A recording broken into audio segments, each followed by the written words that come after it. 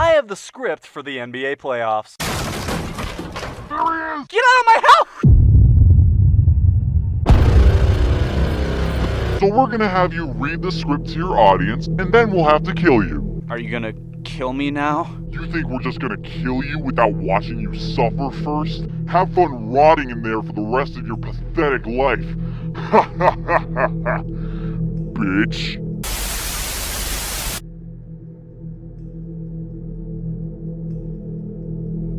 Wow, it was so cool of my kidnappers to give me these nice clothes for me to die in. Hey, be quiet in there!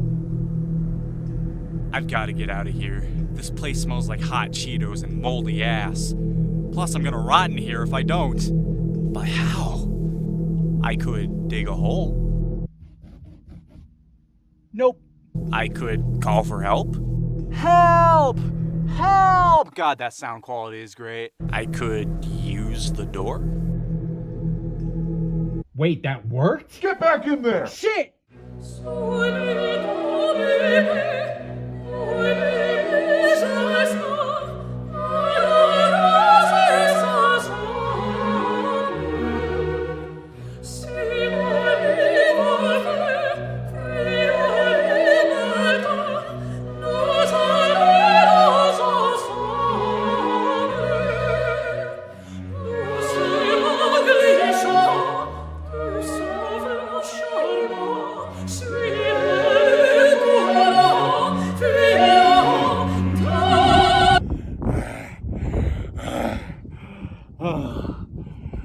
I think I'm safe up here. And so is the script, baby. They took the bottle away from me, but not before I was able to jot it down on this. We've got business to take care of, and I didn't really get a chance to think of what I was writing when I was writing it because I didn't have any time, because I was being kidnapped and all. So I don't even know who's playing in the conference finals. Consider this a first read. All right, let's see what we got here. What the fuck? The Dallas Mavericks versus the Minnesota Timberwolves, people. This is actually a pretty intriguing series. Both of these teams are coming off of lengthy battles against formidable opponents, and both are reasonably healthy. Minnesota took this season's series 3-1 and have a few key advantages over the Mavericks in this series. I'd say the main thing would be defense. This is a Timberwolves team that held the Nuggies to an average of less than 85 points per game in their 4 wins. They were playing 90s level defense in 2024, which I, as well as many other people, thought was a lost art. And we can talk about youth, depth, star power, but all those things happen to be qualities that were shared by the OKC Thunder, who the Mavericks beat in 6 games. So here's what the Mavericks bring to the table. Let's start with the best player in the series, and it's not particularly close. Luka Doncic. Even though a lot of people would say that's debatable with the rise of Ant-Man, the standard Luka has set is pretty much absurd. These were his averages against the Thunder. Now, those numbers are pretty good.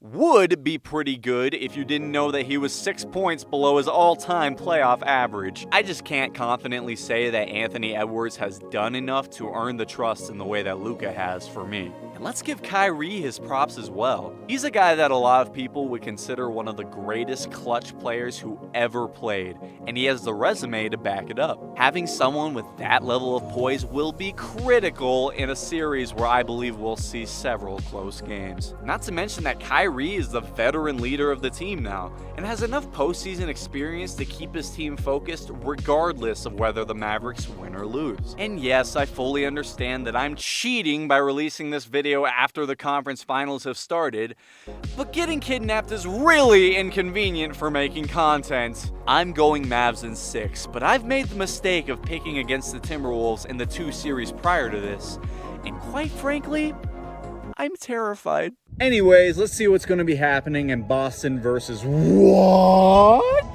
Boston versus Indiana is a better series than a lot of people are giving it credit for. And I'm going to start by giving reasons why the Pacers could win. Let's start with their pace of play. They knew that they could beat the Knicks by playing extremely fast and utilizing their depth, because Tom Thibodeau was somehow playing a 4-man rotation in that series. And that high-paced play style will be very unnerving for Boston, as it would for any other team, because it might force the Celtics to try and beat Indy at their own game. Also, Indy is fully healthy and score an insane amount of points in the paint. And Boston is still missing one of their most important pieces, who just so happens to be a 7'3" interior defender. Luckily, they still have Al Horford, who, regardless of the fact that he's in his 64th season in the NBA, is still a productive player, particularly on defense. Indy is really one of those teams that sees production from just about their entire roster. Any given Pacers box score you see will likely have 5+ players in double-figure scoring. So, considering everything that I just said, are the Pacers going to win this series? No. But it'll be closer than some people think. Listen, even with all that depth at their disposal, it's impossible to ignore the fact that Boston has been resting, waiting for the Pacers to beat the Knicks since May 15th. The Pacers had about a 48-hour turnaround, which included a flight to Boston before Game 1. And a 7-game series can leave you incredibly tired going into the next one. Just ask Anthony Edwards. Jason Tatum is in a rare situation where he's expected to play like a perennial superstar, but his team doesn't actually need it. Derek White is playing out of his mind, so is Jaylen Brown, and it's hard to ignore what this team is capable of on the defensive end. But Indy is the best team that Boston has played against so far. I'd say they're the first team that stands a chance of beating them. But Boston will take this series in 6, setting up an excellent matchup against the Mavericks in the NBA Finals. And you know what? I'd say it's time to give you the script for the NBA Finals too and scream it from the literal mountaintops. The NBA Finals is gonna be won by... You're surrounded! Come out with your hands on your head!